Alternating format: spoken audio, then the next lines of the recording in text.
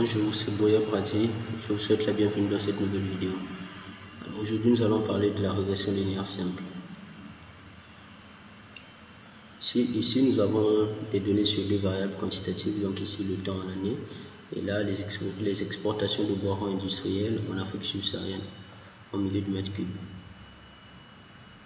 Alors, en traçant le graphique des coupes de données liant ces deux variables, nous obtenons un nuage de points que nous pouvons ajuster à l'aide d'une droite qui va apparaître ici en noir. Alors, l'estimateur des coefficients de cette droite est obtenu en minimisant la distance au carré entre chaque observation et la droite, d'où le nom d'estimateur de monde carré ordinaire. Ici, nous allons présenter les hypothèses du modèle. Déjà, le modèle ici, nous avons y qui est égal alpha xi plus bêta plus epsilon i. Epsilon ici qui correspond au terme d'erreur, donc qui prend en compte la variabilité de y qui n'est pas expliquée par la relation linéaire entre x et y. Alors, première hypothèse, nous avons ici le modèle est linéaire en xi ou en n'importe quelle autre transformation de xi. Deuxième hypothèse, les valeurs de xi sont observées sans erreur, c'est-à-dire que xi est non aléatoire. Troisième hypothèse, l'espérance mathématique de l'erreur est nulle. Autrement dit, en moyenne, le modèle est bien spécifié et donc l'erreur moyenne est nulle. Quatrième hypothèse, la variance de l'erreur est constante. Donc, le risque de l'amplitude de l'erreur est le même quelle que soit la valeur de l'indice i. Hypothèse 5, les erreurs sont non corrélées. Autrement dit, les erreurs sont indépendantes. Donc, une erreur pour un i quelconque n'a aucune influence sur les autres erreurs. Donc, pour un indice i' différent de i. Hypothèse 6, l'erreur est indépendante de la variable explicative. Alors, juste pour la petite histoire, cette méthode de monde carré ordinaire a été élaborée par le mathématicien allemand Carl Friedrich Gauss. Passons à l'estimation des paramètres. Équation de la droite. Donc, les deux variables x et y sont supposées être en corrélation linéaire. C'est-à-dire ici, y égale a xi plus b. Où b ici correspond à l'ordonnée à l'origine et a correspond à la pente.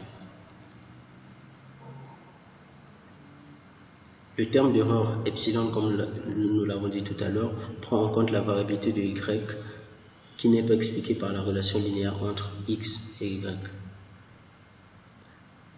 Nous allons passer à la détermination des paramètres alpha, a et b.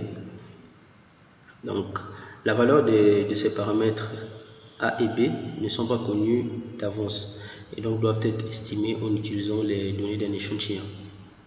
À la fin, on obtient l'équation estimée de la régression. Donc, la méthode des mondes carrés consiste à retenir la droite pour laquelle la somme des carrés des distances ou erreurs des points observés à cette droite est minimum. Donc ici nous avons ici S qui veut donc somme i allant de 1 à n de epsilon i au carré. Donc ici on a remplacé epsilon par son expression. Donc pour que cette somme soit minimale, donc nous avons les conditions de premier ordre ici.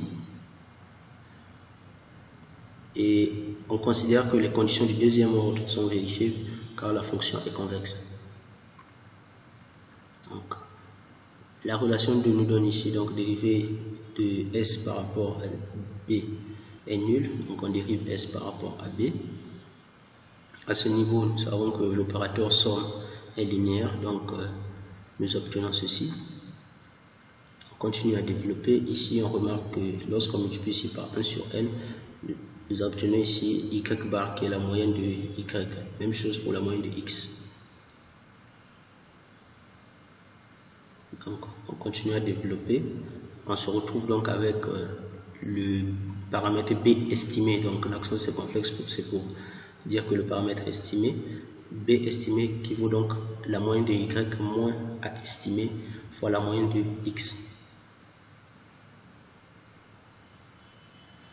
relation 2 ici nous donne donc dérivée de S par rapport à A vaut 0. Donc ici on dérive donc S par rapport à A et on pose égal à 0. On continue le développement. Et toujours en se rendant compte ici, comme nous l'avons dit précédemment, quand on multiplie ici par 1 sur n, on obtient donc x bar. Alors tout à l'heure on venait de déterminer la valeur de b, donc on va utiliser cette expression là pour la remplacer dans cette équation afin de trouver la valeur de a.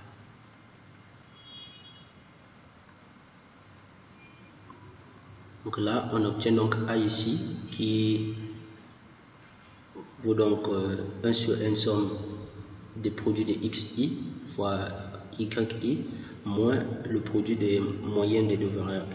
Et ici nous avons somme ici 1 sur n, donc somme de xi carré moins x bar au carré. On se rend compte que cette expression correspond à la covariance de entre x et y, et ici nous avons donc la variance de la variable x. Cette covariance ici c'est celle déterminée par la transformation de Koenig, et ici cette variance c'est celle retrouvée en utilisant la transformation de Koenig également. Donc ici nous avons A qui vaut donc la covariance entre x et y sur la variance de x. Donc en résumé, on a A estimé qui vaut donc covariance de xy sur la variance de x, et B estimé qui vaut la moyenne de y moins A estimé la moyenne de x. Donc il faut retenir ici que lors de la mise en pratique, il faut d'abord calculer la valeur de A avant de retrouver celle de B, puisque la valeur de B ici, B estimée, dépend de celle de A estimée. Également, il faut savoir que ces formules sont connues d'avance, donc on n'a pas besoin de passer par la détermination, par la démonstration avant de les utiliser, sauf si la démonstration nous est imposée. Ici, nous allons présenter donc les droites de régression possibles dans une régression linéaire simple. Donc, le cas d'une relation linéaire positive. À ce niveau, la pente A est donc positive, et ici donc plus x augmente, plus y augmente. Les deux évoluent dans le même sens. Une relation linéaire négative, on a donc la pente qui est négative, et donc plus x augmente, plus y diminue. Lorsqu'il n'y a pas de relation linéaire, donc nous avons une droite horizontale et la pente A est nulle. Alors, le cas où B vaut 0, donc l'ordonnée à l'origine vaut 0, alors la droite passe par l'origine du repère. Et en particulier pour ce dernier cas, il n'y a pas de relation, la droite est confondue à l'axe des abscisses. Nous allons passer au coefficient de corrélation linéaire. Donc, la représentation graphique ne nous donne qu'une impression de la corrélation entre deux variables sans donner une idée précise de l'intensité de la liaison. C'est pourquoi nous calculons une statistique appelée coefficient de corrélation linéaire. Coefficient de corrélation linéaire qui est une mesure descriptive de la robustesse de l'association linéaire entre deux variables quantitatives, donc pour le cas espèce x et y. Donc ici la formule c'est celle-ci, coefficient de corrélation linéaire. Donc nous avons ici covariance de x et y sur le produit des écarts-types des deux variables. Alors, ici c'est la même formule toujours, mais lorsqu'on a simplifié le 1 sur n. Alors on peut démontrer par construction que ce coefficient reste compris entre moins 1 et 1. Donc plus il est proche de 1, alors les variables sont corrélées positivement. Plus il est proche de moins 1, on dira que les variables sont corrélées négativement. Et lorsqu'il est proche de 0, on dira que les variables ne sont pas corrélées. Nous allons passer à un autre coefficient, le coefficient de détermination. Alors, le coefficient de détermination est le carré du coefficient de corrélation linéaire et mesure la qualité de prédiction d'une régression linéaire simple. La formule la voici. Ce coefficient varie entre 0 et 1. Et plus ce R carré est proche de 1, plus faible est la dispersion des données autour de la droite de régression. Plus ce coefficient est proche de 0, plus grande est la dispersion des données autour de la droite de régression. Il est à noter que le coefficient de détermination, donc le R carré, n'est le carré du coefficient de corrélation R, ici, le coefficient de corrélation linéaire ici, R, que dans le cas d'une régression linéaire. Donc je reprends le R carré, le coefficient de détermination n'est le carré du coefficient de corrélation linéaire que dans le cas particulier de la régression linéaire. Dans les autres régressions, donc les autres régressions non linéaires, comme la régression logarithmique, exponentielle, ce n'est pas le cas. On peut encore ajouter que dans le cas d'une relation linéaire entre deux variables, ces deux coefficients fournissent une mesure de la robustesse de la relation.